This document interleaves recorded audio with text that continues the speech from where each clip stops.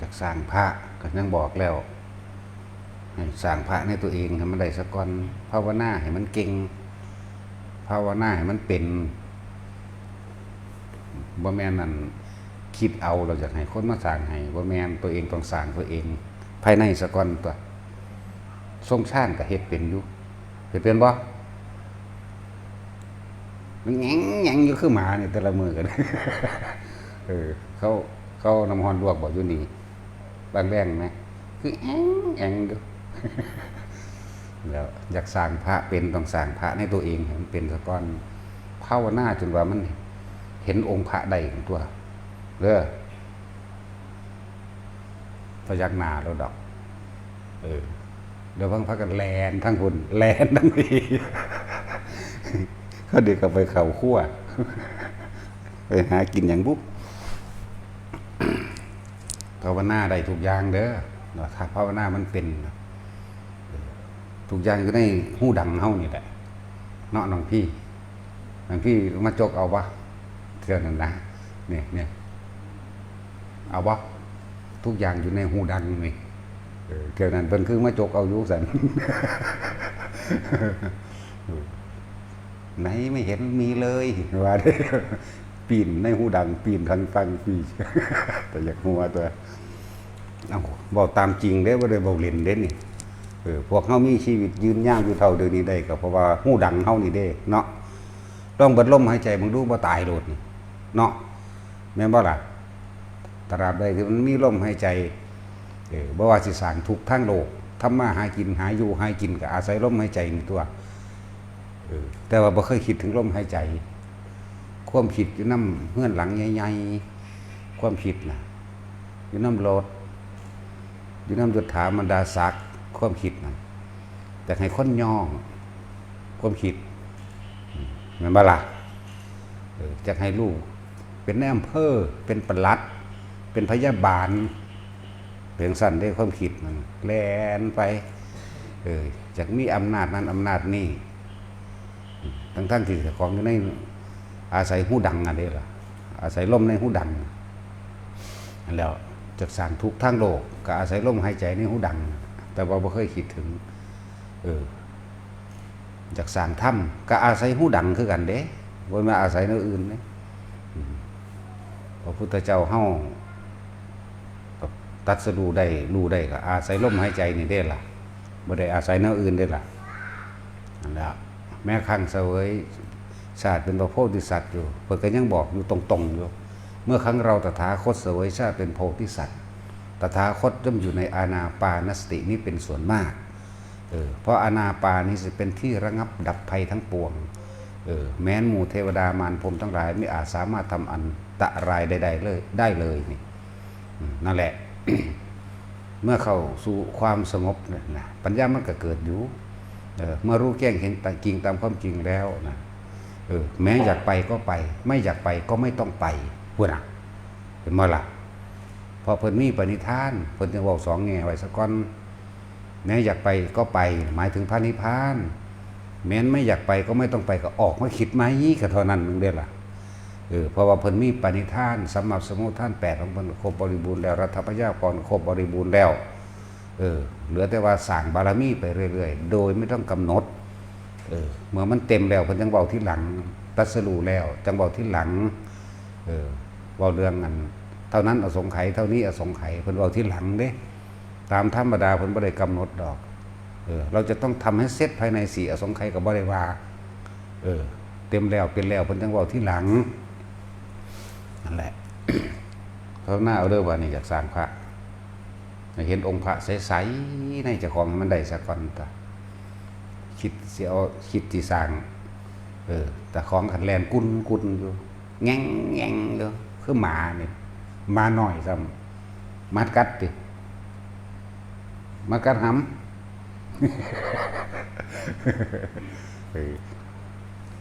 หรือเกามัดน้ำขอบหูขอบข้างบางสิบ่คือแง่งอยู่มันบ่แง่งดอกมันหมาใหญ่นั่นมันต้องแง่งจังหวะหน่อยบางทีมาบวชบ่ตั้งมีหมา2 ตัว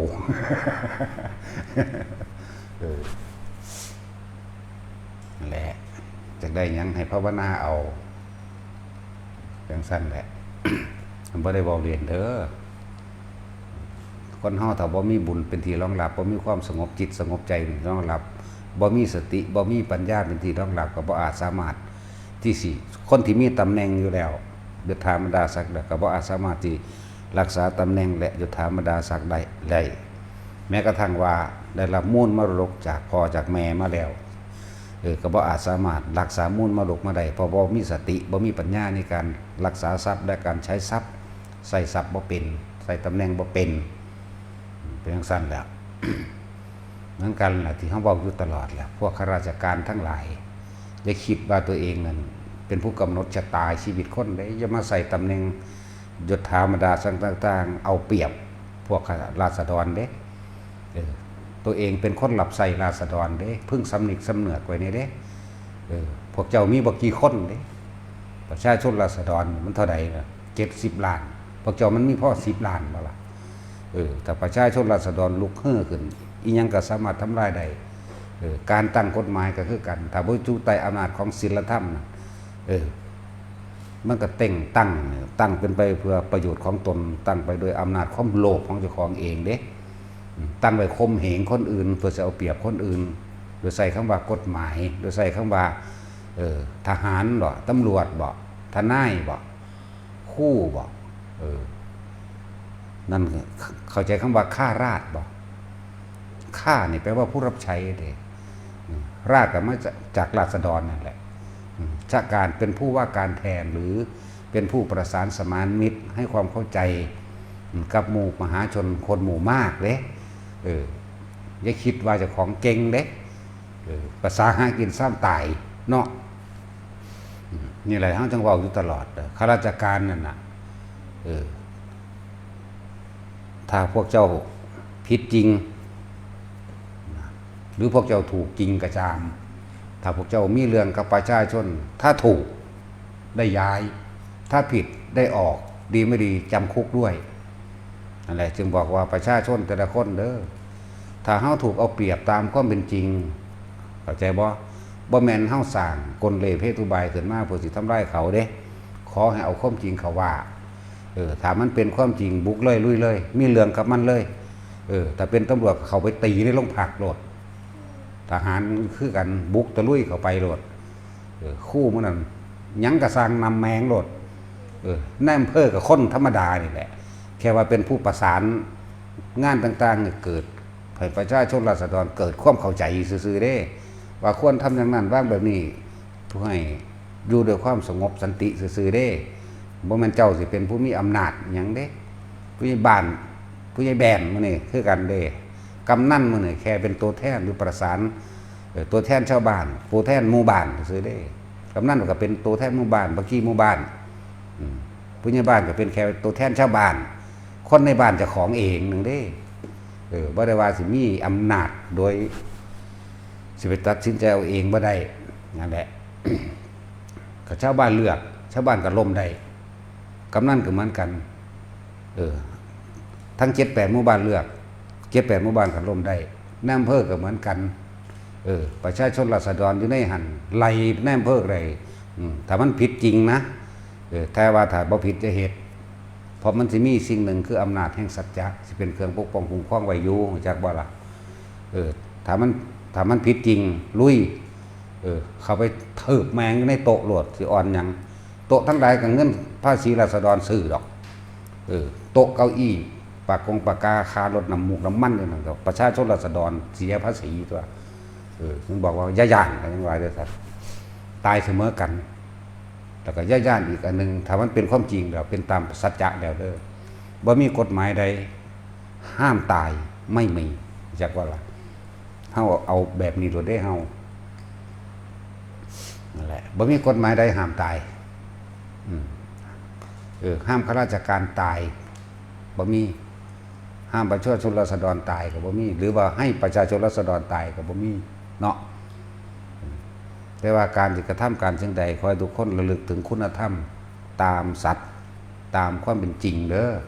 ถ้าได้บ่จริงผู้ไปหาเรื่องก็ตายเหมือนกันเด้ติดคุกเสียเงินได้คือกันเด้ ถ้าได้บ่จริงถ้าจริงแล้วอย่าย่อมพวกมันนี่หมายถึงคนเลวเด้แต่คนดีเขาก็ว่าดอก แต่ว่าข้าราชการสิบ่โกงเวลาเลยบ่มีจักคน100,000,000%บ่เจอคนเฮาเอาชีวิตแลกเลยก็ได้ลองเดิมพันชีวิตกันโลดเฮา แต่สู้บ่โกงเวลาแม้แต่เพียงนิดหนึ่งเอาให้กูตายเนาะแต่สู้โกงเอาให้สู้ตายเอาบ่ล่ะบ่มีทางเนาะตัดสินพวกเฮาราษฎรอิสระเด้ พวกราชการอยู่ในนี่ยอมรับความจริงโลดนะหาเรื่องเทื่อก็ฟ้าวแล่นน้ำส่วนตัวของเจ้าของเองแหละเนาะส่วนตัวของเจ้าของมากกว่าสุดเลยซ้ำไปบางพวกก็กินเหล้าเมาแอมุมนั้นมุมนี้อยู่หั่นแหละไปหาคู่ดีดกินต้มไก่กินเงินเขา ถึงสั่นแล้วให้รักษาความจริงไว้สัจจะนั่นแหละสัจจังเวอมตะวาจาความจริงเป็นสิ่งไม่ตายสัจจังสัจจังรุคติธรรมะเจติยาความจริงรักษาคนจริงแล้วก็รักความจริงนี่รักษาคนจริงตามความเป็นจริงจึงว่าธรรมย่อมรักษาผู้ประพฤติธรรมธรรมคือความจริงย่อมรักษาผู้ปฏิบัติตามความเป็นจริงหลังให้จังบยาน ทั้งย่านหรอก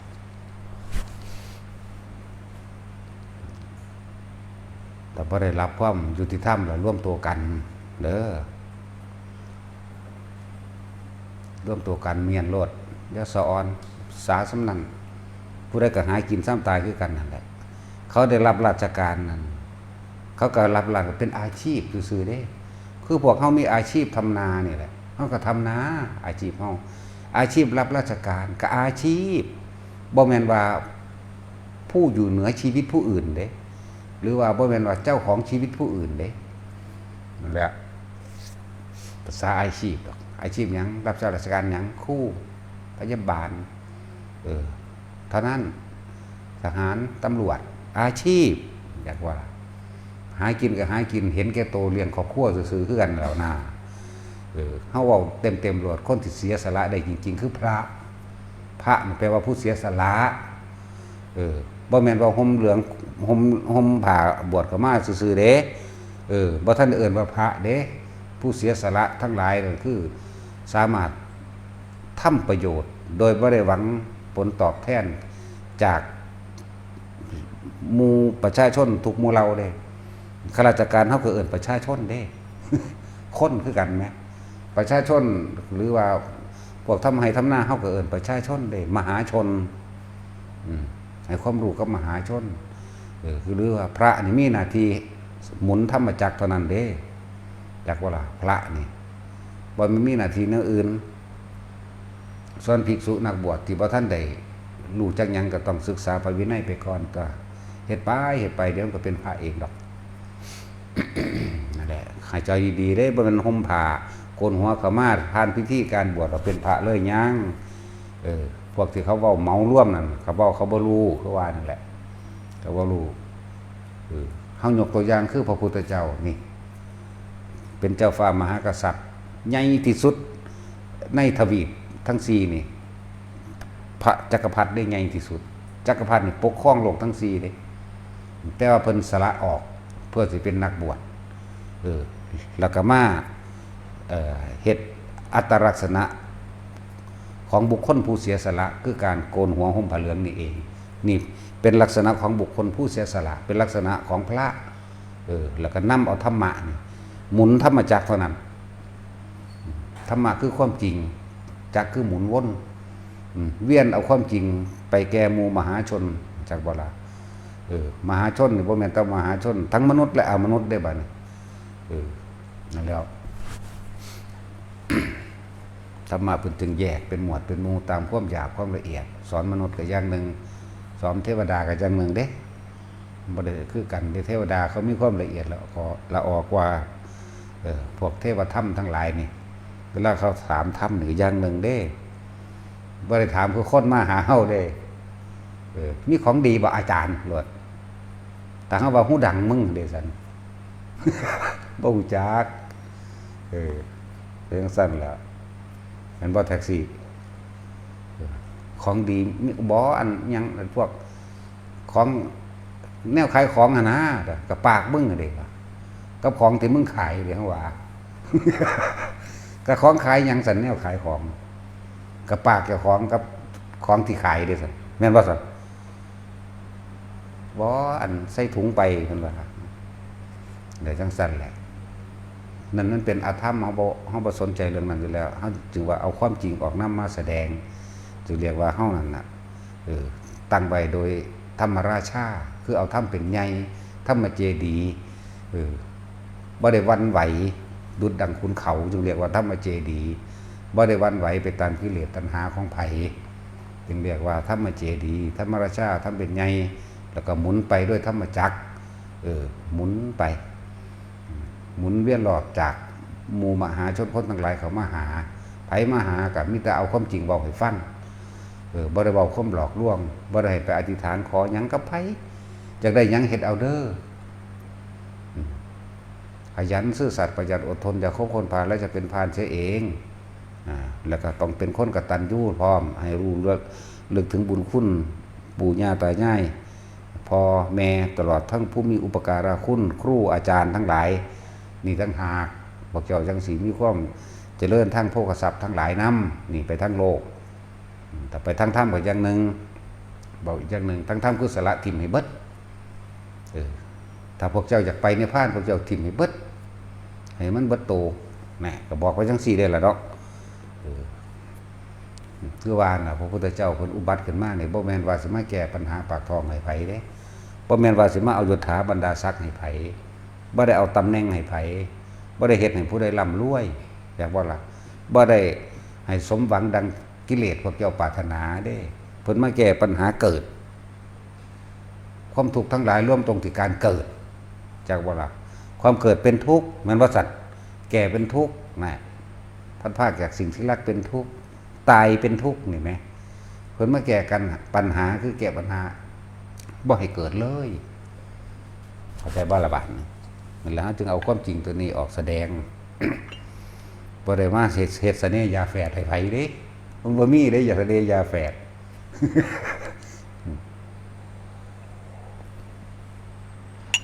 บ่แม่นว่าอันนี้เมตตามหานิยมเด้อย่างคนเมตตาอยากให้เป็นมหานิยม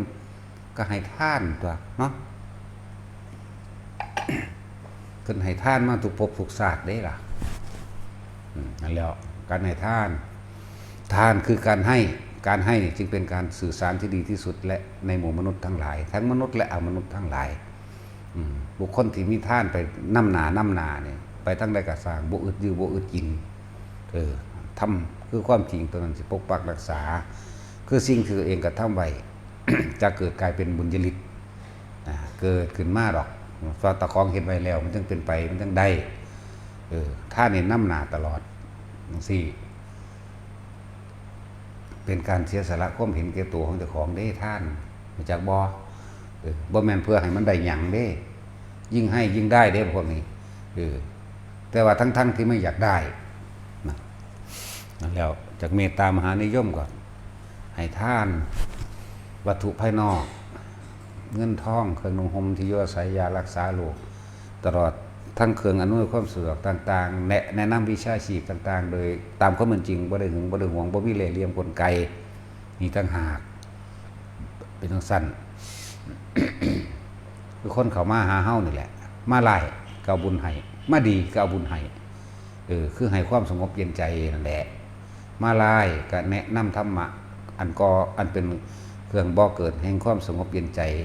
นำความจริงออกมาแสดงเพื่อให้ทุกคนใช้ชีวิตโดยถูกต้องโดยบ่ผิดบ่พลาดบ่พลาดกับไผแนะนำเมตตากรุณามุทิตาออกให้ทุกคนนำไป เมื่อเมตตาผู้อื่นรักผู้อื่นเสมอด้วยตนรักตนเสมอด้วยผู้อื่นก็นั่นแหละคือการรักษาตัวเองกรุณาคือการช่วยเหลือการได้ช่วยเหลือแบ่งปันให้กับผู้อื่นทุกวิธีทางเพราะว่าสิเป็นวัตถุเพราะว่าสิเป็นกำลังแรงกายหรือวิชาความรู้การให้สติปัญญาแนะนำธรรมเนี่ยกรุณาคือการช่วยเหลือแล้วสิ่งทั้งหลายเหล่านั้นก็กลับขึ้นหาตัวเฮาเองคือเก่าทั้งที่เฮาบ่อยากได้มุทิตาคือความร่วมยินดีในเมื่อผู้อื่นได้ดีโดยธรรมเด้ อันโดยบ่เป็นธรรมโดยบ่เป็นความจริงโดยเป็นการเบียดเบียนจะไปรวมเด้ก็เห็นซื่อๆหูซื่อๆแล้วไปเลยจะใส่ความเห็นอย่าไปว่าผิดอย่าไปว่าถืออย่าไปว่าดีอย่าไปว่าเลวรู้เฉยๆเรียกว่าไม่อิจฉาริษยาไผนั่นนี่เราเอ่ยว่ามุทิตาอุเบกขาวางจิตเป็นกลางเสมอภาคบ่ได้ลำเอียงว่าผู้นี้เป็นญาติผู้นี้ไม่ใช่ญาติลำเอียงเพราะรักลำเอียงเพราะเกลียดลำเอียงเพราะหลายๆอย่างบ่ให้ลำเอียงวางจิตเป็นกลางเสมอภาคนี่ตั้งหากเรียกว่าจตุโลกบาลทำทั้งสี่อันเป็นเครื่องปกป้องคุ้มครองโลกคือยังโลกคือเจ้าของนั่นแหละถ้าปกป้องคุ้มครองเจ้าของใดมันก็แผ่ไปสู่ผู้อื่นต่างนั่นแหละเรื่องว่าโ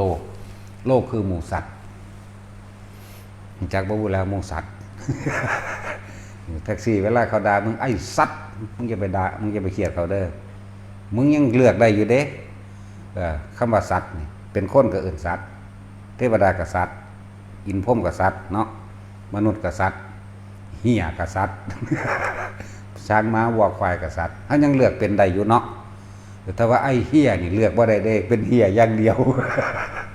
หรือไอ้ควายยังสิก็เป็นตะควายอย่างเดียวเด้แม่นว่าล่ะแต่ชิ้นเจ้าสิเป็นหยังไอ้แมงมุมแค่นั้นแหละส่วนฮิปโปบ่ได้เลือกแล้วเพราะว่าเราเป็นฮิปโปเนาะบางพี่ยายทำไมยายเหมือนฮิปโปจังเลยเหมือนหลวงพ่อจะฮิปโปไว้ไหนบ่สายตานิ่งกิ้งใส่บ่อะไรก็อยากให้คนเมตตากับตัวเองก็ต้องช่วยเหลือคนเป็นก็อย่างสั้นคือว่าพระมีหน้าที่ให้ธรรมะเท่านั้นหน้าที่ให้ธรรมส่วนเรื่องก่อสร้างต่างๆหนึ่งเพิ่นสร้างพระนี่ตนเพิ่นเองได้แล้วแปลว่าผู้เสียสละเพิ่นเสียสละตัวเพิ่นเองได้แล้วหมดความเห็นแก่ตัวแล้วบ่มีความเห็นแก่ตัวแม้แต่นิดหนึ่งน้อยหนึ่งบ่มีความลำเอียงแม้แต่นิดหนึ่งน้อยหนึ่งแล้วเพิ่นก็มีตั้งสร้างประโยชน์ให้แก่ผู้อื่นเท่านั้นมีเท่านี้สิ่งที่เพิ่นเฮ็ดได้ก็แค่แสดงธรรมนั่นเองแสดงนำความจริงเรื่องต่างๆมาอธิบายขยายความให้ฟังให้เกิดความเห็นตามความเป็นจริงให้น่าปฏิบัติให้น่าศรัทธาให้น่าเล่าใจควรกระทำตามเห็นตามความจริงว่าถ้าปฏิบัติดีแล้วเป็นแล้วโลกนี่ก็เกิดความสงบเย็นจากเจ้าของออกไปแต่กับผู้อยู่ใกล้ชิดก็แผ่ขยายออกไปมันเป็นจริงแน่มันก็เป็นตามเหตุตัวส่วนเรื่องก่อสร้างวัดว่าอารามทั้งหลายอันเป็นศาสนวัตถุทั้งหลายก็เป็นเรื่องของอุบาสกอุบาสิกาผู้มีศรัทธาเพิ่นบ่ได้ไปหารับจ้างเอาเงินทั้งใดเด้นั่นว่าจังซี่เงินกูไปรับจ้างกูมั่นอยู่รับจ้างดำหน้าเกี่ยวเขาบ่ได้มีแต่เว้าอยู่นี่แหละนั่นแหละสร้างพระในตนพระแปลว่าผู้ละเด้พระแท้ๆนั่นน่ะแปลว่าผู้สละแล้วสละความเห็นแก่ตัวออกจนเบิดก็เหลือแต่ธรรมะหรือความจริงในเรื่องราวต่างๆนำมาแสดงส่วนเรื่องการสร้างวัดสร้างสถานที่วัดศาสนสถานไว้เป็นเรื่องของอุบาสกอุบาสิกาเป็นเรื่องที่คนทั้งหลายเหล่านั้นเป็นบุคคลผู้มีศรัทธาสร้างเด้แล้วจังซั่นตัวนั้นมันก็มีมาตั้งสมัยพุทธกาลน่ะตัวพุทธเจ้าบ่ได้สร้างวัดเด้ล่ะแม่นบ่ผู้สร้างวัดผู้แรกมันไผเอาพระเจ้าพิมพิสารแม่นบ่ล่ะเพิ่นมีศรัทธาเพิ่นก็สร้างวัดเวรุวันวัดสวนไผ่เวรุแปลว่าป่าไผ่วัดสวนไผ่ใช่บ่ล่ะวันก็มาจากไผ่วันนั่นแหละพระนาสนแปลว่าสวนป่านั่นแหละเดินวัดเวรุวันอันนั้นเป็นกษัตริย์สร้างที่ตัวแผ่นดินสะเทือนใดตัวอนาปินติกะเศรษฐีเรียกว่าเป็นประชาชนเป็นผู้สร้างพี่เพราะว่ามันสะเทือนเพราะว่าหยังเพราะว่าเพิ่นพิจารณาแล้วเพิ่นมีเพิ่นหูอนาคตเนาะเพิ่นหูอนาคตในสัพพัญญุตญาณของเพิ่นเองต่อไปภิกษุสามเณรอันเป็นสักยบุตรแห่งเราตถาคตสิอยู่ยากลำบากป่าไม้ภูเขาเงื่อมผาธรรมตลอดทั้งหินดานต่างๆคนที่เขาไปจับจองเป็นเจ้าของภิกษุสิอยู่ลำบากสิหาที่บำเพ็ญเพียรลำบากจะจำเราต้องรับไว้เป็นคติตัวอย่างจากว่าล่ะ ได้รับไว้เด่นเพราะตะบนผิวหน้าจังสี่แหละปุ๊บแผ่นดินก็สะเทือนตึงตังมาเลยนะลักษณะนั้นแล้วก็เป็นจริงคือเพิ่นว่าได้บาดนี้เนาะคนก็มาถือว่าเป็นป่าไม้เป็นป่าสงวนตั้งแต่มันก็รักษาไม้ไปแต่ขายเนาะแล้วก็เรื่องนี้มาศูนย์ก็โลด รักษาไม้ที่มันเกิดขึ้นเองน้ำภูเขาต่างๆไว้แต่ขายเอาถามโคตรพ่อโคตรแม่มันเบิ่งรู้ถ้าพอโคตรพ่อโคตรแม่มันขายไว้อยู่ว่าไผอีใดบักใดก็เลยแม่นบ่ซั่นมีแต่ท่านทาเข้าไปนะครับเอาไว้ให้นักการเมืองหรือว่าให้ผู้มีทุนเอาไปขายเท่านั้นตัวแม่นยังล่ะแม่นบ่ล่ะแต่ว่าแม่นให้กูตายโลดท่านแม่นสุดตายเบิดเอาแม่ อีหลีนั่นแล้วนั่นแล้วพุทธเจ้าตะกี้นั่นเรือนบ้างนั่นป่าไม้นั่นภูเขาเงื้อมผาเพิ่นไล่เขาทำเขาภูเขาผาเด้บัดนี้ป่าไม้น่ะเสือกมีเจ้าของเขาไปสร้างวัดไปสร้างสถานที่พักสงฆ์ไว้ลื้อของเขาละบัดนี้แม่นบ่ล่ะเขาจะว่าเป็นเจ้าของหน้าถ้าสู้เขากฎหมายที่บ่มีธรรมกฎหมายที่บ่มีศีลธรรมมันเป็นเครื่องประกอบคุณงามความดียังก็แล้วแต่กฎแห่งกรรมสินำสู้เองดอกหน้านั่นแหละสิ่งที่ฝืนบ่ได้คือกฎแห่งกรรมนี่เก่งเฮาใดบ่พวกเฮามันเหนือกรรมบ่แห้งดอกบ่ได้ย่านเด้เฮามันเหนือกรรมเลยเด้ดอกบ่ได้ย่านเด้อเหนือกฎแห่งกรรมบ่แห้งดอกเด้จึงบ่ย่านบางได้พระหมู่พระภิกษุสงฆ์อยู่องค์หนึ่งสององค์ไล่ลงจากธรรมจากผาเขาเจ้าสร้างเป็นทวารวัตถุไว้แล้วไล่ลงมาให้ไปอยู่ตีนบ้านมาอยู่น้ำบ้านบรรพระเพิ่นไปถูดงถูป่าอยู่นั่นน่ะบางที่ก็เก็บเงินของเขา30 บาทเบิ่งดูหั่นอยู่ผู้ลังกานั่นแหละเป็นผู้ลังกาบอกก็คือเก่าแล้วว่าเขาพวกเดียวกันแต่สิบอกไปถ้าพวกเฮาบ่ร่วมตัวกันไปยิงเอาแมงโดด เนาะตัดสินรวมปืนไว้แต่ยิงแมงโดดถ้าเขามารังแกเฮาอย่าอ่อนแอดอกถ้าว่าเรื่องนี้มาสูญขึ้น โมโหขึ้นทันทีเลยเห็นว่าหลวงตาเป็นสะเทือนใจเห็นว่าน้ำตาไหลทั้งไห้ครับพระโลกพระสาโลกว่าไห้เนาะเฮาบ่แมนเด้บ่ได้ไห้คือหลวงตาเด้ให้สู้ไปหาอาวุธมายิงแมงโลดเด้ หลวงตาเป็นไห้มันสะเทือนใจไล่พระออกจากป่าแม่นบ่ไล่พระออกจากป่ารังแกพระผู้ปฏิบัติดีปฏิบัติชอบอีโรงตรงเตงน้ำบ้านเขาเอาไว้ใส่ไปเฮ็ดน้ำเขาถ้าเอาบุญบังไฟ บุญหีแมงว่าบุญบังไฟมันบ่มีในพระไตรปิฎกเล่มใดเด้นั่นน่ะศูนย์ขึ้นมาอีกแล้วนั่นแหละเสื่อมบ่ซั่นคนจิตใจเขาเลยเสื่อมจากความจริงบุญบังไฟว่าซ่านมีแมงทางใด นั่นแหละปัดพวกจังซั่นอยู่หน้าบ้านคือวันนั่นแหละ ซื้อเลข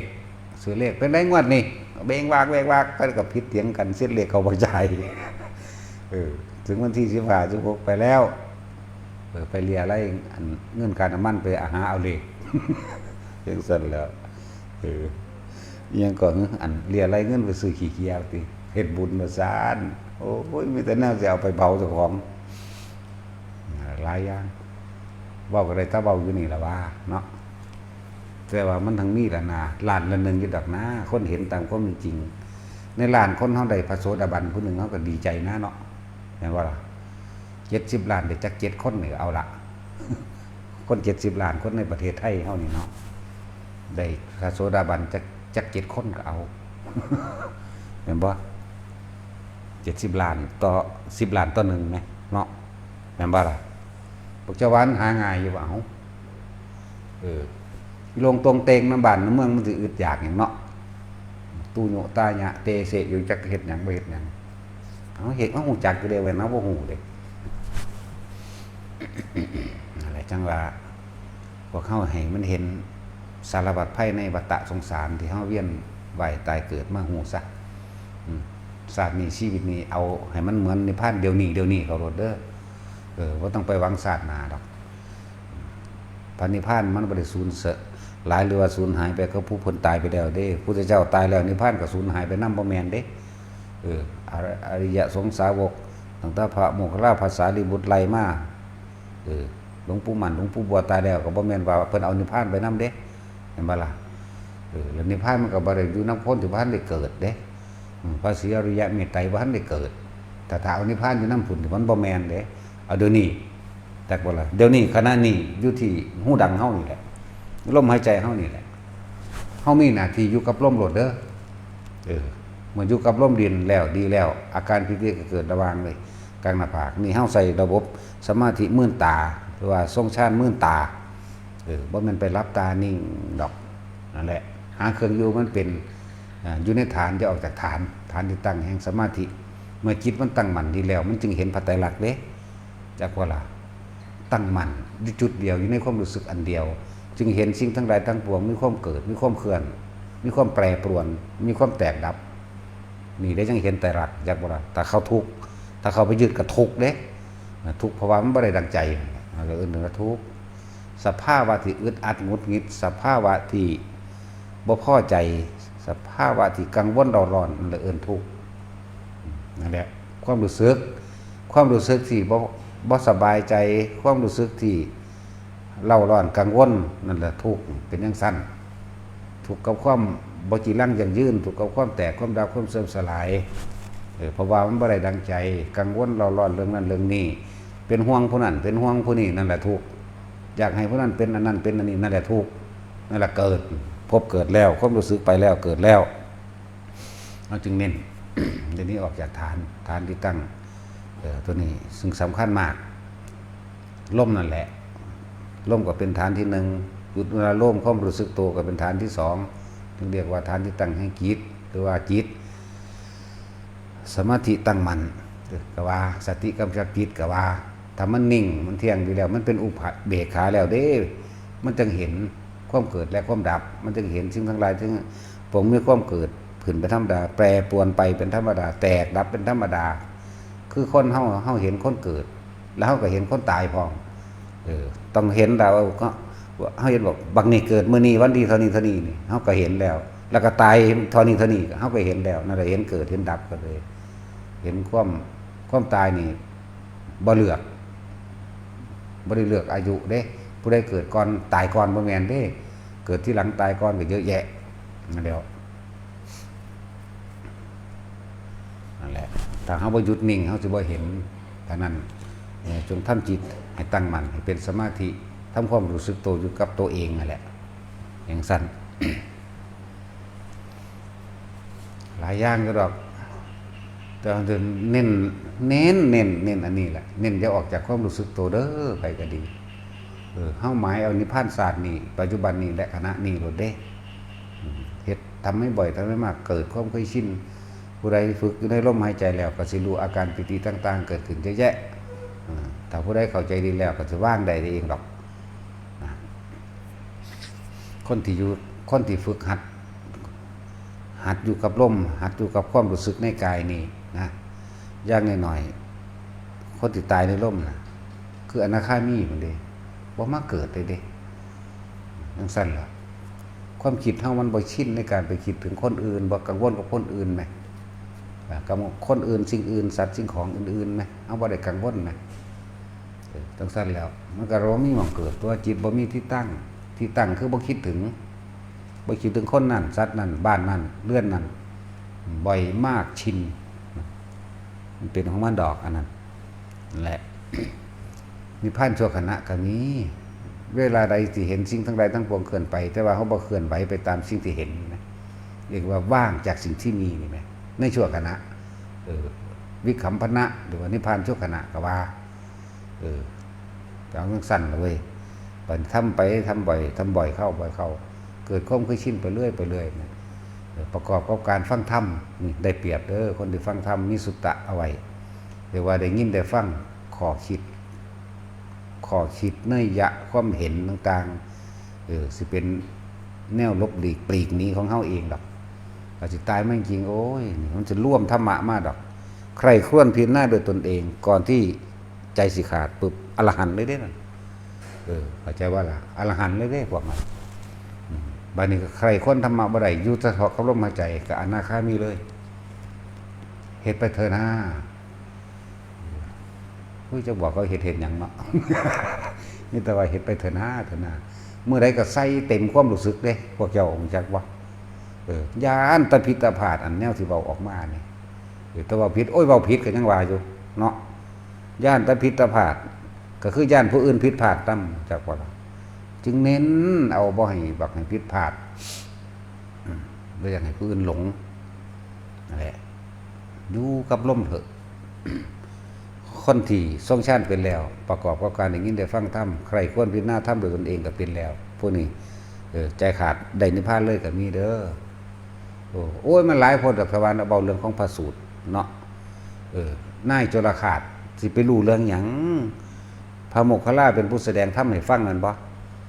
เราจะหายใจไปพร้อมๆกันตายเวลาใดอัคนาคามีบัดนี้แหมนะมันเป็นตะเฮ็ดบ่สันเฮาบัดนี้พอใหญ่สุดโทษนะพอพระพุทธเจ้าไหม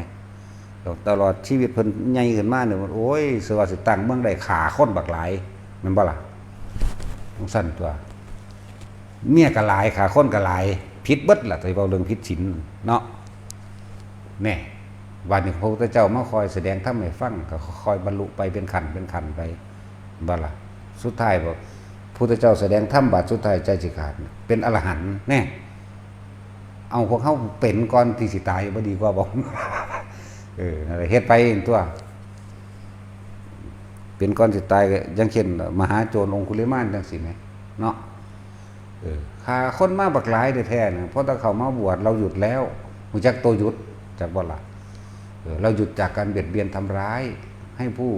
อื่นเสียชีวิตและทรัพย์สินแล้วตลอดทั้งคนมนุษย์และอมนุษย์ทั้งหลายแล้วเราก็หาวิธีเครื่องอยู่ของเราเองก็เราปฏิบัติอยู่14มื้อนึงได้ล่ะบรรลุอรหันต์ขนาดอโศกกรรมบางอย่างมาเข้าถึงเพิ่นอันตอนที่เพิ่นบรรลุแล้วนี่เขาไปฟาดก้อนหินก้อนดินมาทั้งใดก็สร้างอยู่ขั้วโลกเหนือมันก็สร้างปัวซึ่งหัวเพิ่นคือเก่าหัวล่างข้างแตกตลอดแต่ในขณะเสี้ยวนึงที่ก่อนเพิ่นสิบรรลุในขณะนั้นเพิ่นเดินจงกรมเด้ลูกธนูจักมาทางใดมันก็เดินจงกรมวิดไปนิดนึงจากว่าล่ะพอดีเลยกับลูกธนูเฉียดลงสักตึกลงทางหลังเพิ่นก็บรรลุในขณะนั้นเลยจากว่าล่ะแล้วเพิ่นตัดจังซั่น14มื้อพระสารีบุตรก็14มื้ออันยังว่าเพิ่นบำเพ็ญความดีมาตลอดอยู่อันนั้นพระโมคคัลลา7มื้อจังซี่แล้วโอ้เว้ามีตลาดเอาเนาะ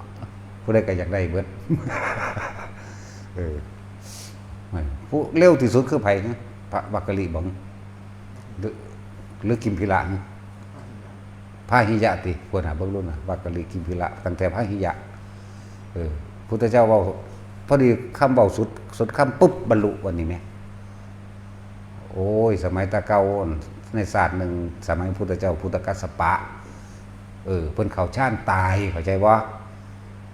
นั่นแหละเพิ่นมีของเก่ามาแล้วจึงบอกว่าทำไปเถอะสมาธิเมื่อมันถึงผลของมันทั้งได้รับเองถึงเวลาผู้เปิดมันได้รับเองดอกมันบ่สูญหายไปไหนดอก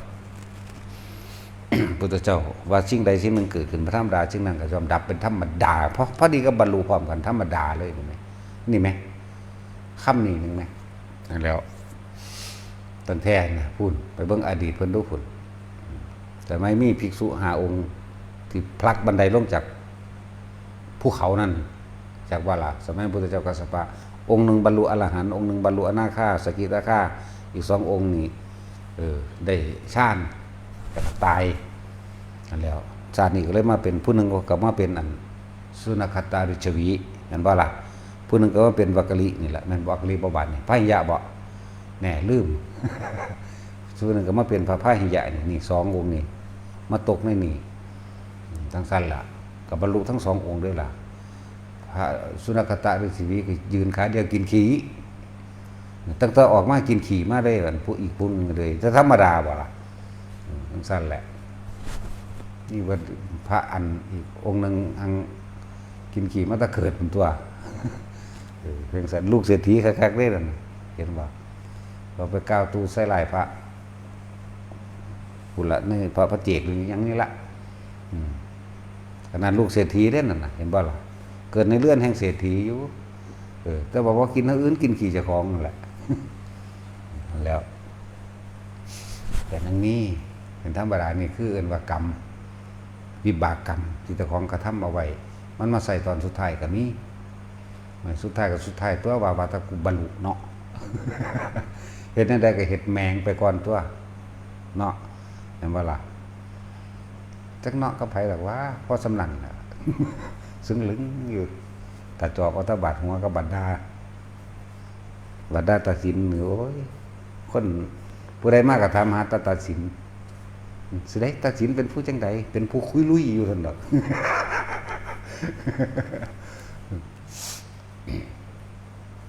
จึงจะพากันประมาทมันพากันเวลาบ่คุยบ่ปากบ่เว้ากับไผรีบกลับมาลมหายใจรีบกลับมาทรงฌานจุดอุณาลมเฮาโลดอย่าหนีออกจากกายแต่เฮาทำการทำงานอยู่มีคุยกับผู้นั้นคุยกับผู้นี้ก็คุยไปคิดไปเว้าไปเป็นธรรมดาหลังจากบ่คุยแล้วกลับมาโลดความคิดเด้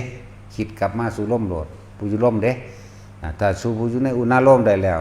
ยังกลมไปจังนั้นมันก็เป็นเองดอกมันฝึกดีแล้วทำงานอยู่มันก็เป็นได้บาดคุยอยู่มันก็เป็นได้บาดนี่แลนอยู่ก็เป็นมุดน้ำอยู่ก็เป็นนั่นแหละจะนี้ออกจากความรู้สึกในกายตัวเองมันก็อย่างใดมันก็เป็นอุเบกขาอยู่แล้วในความรู้สึกนั้นนะปัญญาในสมาธิปัญญาในฌานมันเกิดดอกฌานสมาธิบอกต่อกันกับบ่ผิดอาศัยความเพ่งอยู่ในความเป็นหนึ่งเมื่อเพ่งอยู่ในความเป็นหนึ่งแล้วมันตั้งมั่นเลิศสมาธิเมื่อจิตมันตั้งมั่นทีแล้วมันก็บ่หวั่นไหวมันบ่หวั่นไหวเพราะว่ามันบ่คิดไปตามสิ่งที่เขามากระทบจากโลกธรรม8นั่นบ่ล่ะเขาย่อก็ฮู้เขาด่าก็ฮู้อันนี้เขาเอิ้นว่าสุขนี่มันก็ว่าสุขหรือโลกเขานิยมว่าความสุขโลกเขานิยมว่าความทุกข์มันก็รู้จังซั่นน่ะได้มากโลกนิยมว่าได้มากก็รู้เสียไปก็รู้แม่นบ่ล่ะได้ลาภเสื่อมลาภประโยชน์เสื่อมยศก็รู้ก็นี่นึงแหมมันบ่ได้ดึงลังเอาไว้ว่าต้องแซ่อยู่จังซั่นนะนั่นแล้ว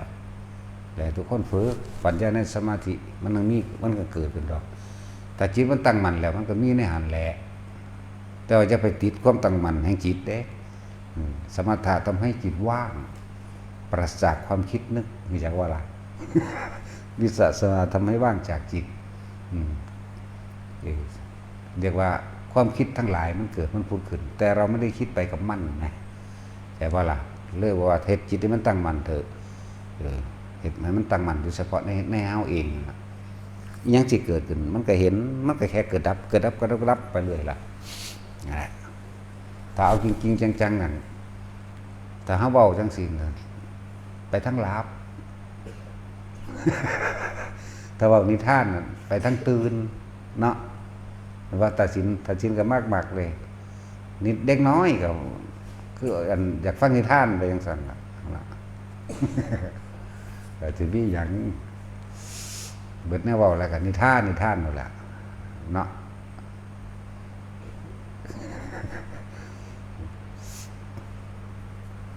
จากนิทานมาเว้าให้ฟังซื่นมาก่อกันได้บัดนี้คิดปรุงแต่งไป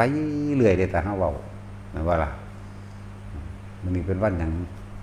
วันศาสนาวันหน้าพระเจ้าตากบ่หูพึ่งกันได้บาดนี้